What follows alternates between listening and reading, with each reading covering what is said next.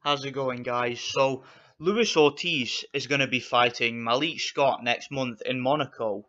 Now, I have a definite preference for this one. I'm taking Luis Ortiz to win this fight, and I think that the likelihood for this fight is that Luis Ortiz is going to win the fight by a late knockout. Now, let's talk about Malik Scott for a second. Now, Malik Scott, he's basically a high level heavyweight journeyman. Now, he's been in the ring with some very decent opposition. He's fought Derek Chisora, Vyacheslav Glasgow, he fought Deontay Wilder, Tony Thompson, Alex Leapai. You know, those are the most noteworthy names he's got on his record.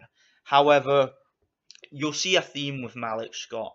He's one of these fighters who every single time he steps up, he loses. You know, he just can't compete at the highest level in the heavyweight division. I mean, his first, the first even legitimate opponent he fought was Vyacheslav Glasgow after years and years of just fighting journeymen.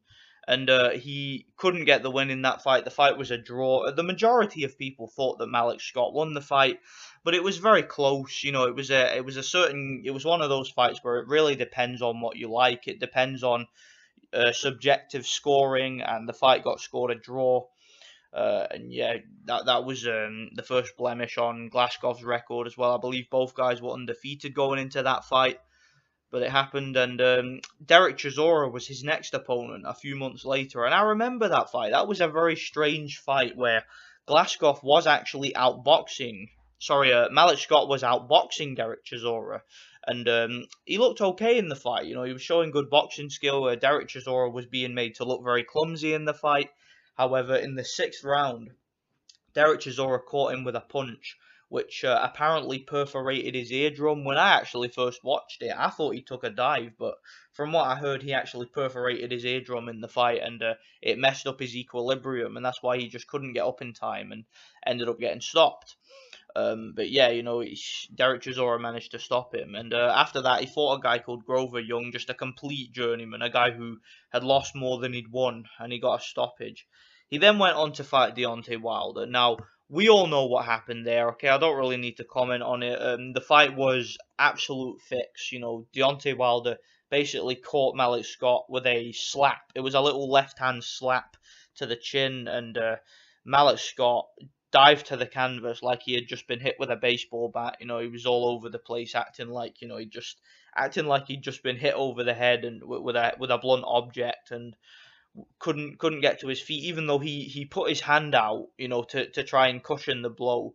Found a nice comfy bit of canvas, and it was just some of the worst acting I'd ever seen. You know, it was a total fix, man, a total dive, and you know those two were buddies. And from what I heard going into the fight, Malik Scott had all sorts of financial trouble and all, and people were actually predicting that the fight was going to be fixed, and it was. And yeah, that was a funny situation with Deontay Wilder there. Since fighting Deontay Wilder, however, he's had two fights. He fought Alex Leapai. Now, Alex Leapai, you remember him from fighting Vladimir Klitschko a few years ago in a farcical fight where, yeah, he basically showed up for a payday and just got pushed around and stopped in 5 rounds. Yeah, Alex Leapai is one of these overweight, you know, fat, come forward sluggers in the heavyweight division who just gets by on power and heart. You know, I like Alex Leapai though because he's a brave guy who will fight anybody anywhere, and he's mentally tough, but he's just not a good fighter. He doesn't have any skills at all. Terrible athlete, you know, and I'm really not impressed by Malik Scott being able to beat him. And after that, Malik Scott fought about a year after fighting Alex Leapai. He fought Tony Thompson, and I haven't actually seen that fight. I'll need to check that fight out. I remember I saw somebody's post-fight video, and they said that it was a competitive fight, but Malik Scott clearly won the fight. However, apparently he got dropped or hurt at one point. I'll probably need to check that fight out because I haven't watched it yet. But yeah.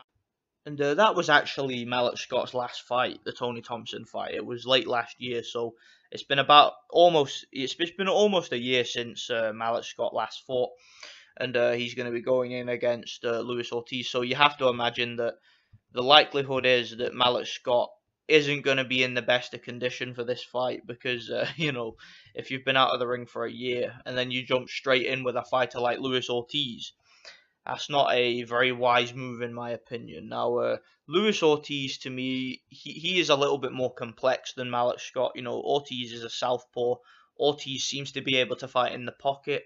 He seems to have very good timing and decent boxing skill, and he also seems to have very good power too, particularly in the left hand. So if he's able to catch Malik Scott with a similar kind of punch that Derek Chisora was able to catch him with, Derek Chisora, in my opinion, doesn't hit anywhere near as hard as Luis Ortiz. Luis Ortiz is a far more dangerous puncher, in my opinion. So I think if Luis Ortiz is able to catch Malik Scott with a counter punch at any time, he could get Malik Scott in a really dangerous position and get the stoppage. Now, the fight that I was hoping to see, and the fight that has been talked about for a long time, was Luis Ortiz against Alexander Ustinov. That fight was being talked about for a long time. It was supposed to happen. I believe there was talks it was going to happen over in Russia. Obviously, Luis Ortiz is now signed with a new promoter, so likelihood is that that fight isn't going to happen. He's now signed with Eddie Hearn, and Eddie Hearn, obviously, with being the promoter for Anthony Joshua, you have to imagine that he's probably going to try and make that fight at some point. I don't think he'll make the fight just yet. I think what he will do is he'll probably, try and build Luis Ortiz's name a little bit. If Luis Ortiz gets past Malik Scott, he'll probably bring him over to the UK. He'll probably match him up against people like David Price, maybe even some UK heavyweights like Sam Sexton or someone. Maybe just try and get Luis Ortiz a little bit more well known and around the UK scene. Then in a couple of years' time, he'll probably set up a fight with Luis Ortiz and Joshua, because Luis Ortiz will be a lot older then, so the likelihood is that Joshua will have matured, whereas Luis Ortiz will have gotten a little bit slower and be past his prime. So you never know. I think that's probably Eddie Hearn's plan by signing Luis Ortiz. He's probably going to marinate a fight between him and Anthony Joshua. So that'll be a credible victory for Anthony Joshua by the time the fight comes. So I think that's probably Eddie Hearn's reasoning for signing Luis Ortiz. So yeah, the Ustinov fight is probably not going to happen anytime soon. But a fight that I do think is likely to happen is a fight between Luis Ortiz and perhaps Dillian Whyte, because Dillian Whyte is another heavyweight in Anthony Joshua's stable, and you never know, perhaps he will have an eliminator between Dillian Whyte and Luis Ortiz, because there's talks of Dillian Whyte wanting the rematch with Joshua. So, perhaps Eddie Hearn will offer him a deal to fight Luis Ortiz first. He could be using Luis Ortiz as kind of a gatekeeper, to get to Joshua. Or, there's a lot of things he could be doing with Luis Ortiz at this time. I think it's a kind of a wise move in a way for Eddie Hearn to sign him. Because Golden Boy just, they weren't doing nothing with Luis Ortiz. They were really under promoting him, and also, there's not a lot of promoters out in America that have a lot of heavyweight talent. Or, obviously you've got Al Heyman, but I don't think that Al Heyman wants to put Luis Ortiz in with any of his heavyweights. Certainly doesn't want to risk Deontay Wilder fighting Luis Ortiz, because that stylistically is a very difficult fight for Wilder. So I don't think that he would likely sign Ortiz. But anyway, let me know what you guys think about this fight. I think that Luis Ortiz should stop Malik Scott, but you never know. Let me know what you guys think. Thanks for watching.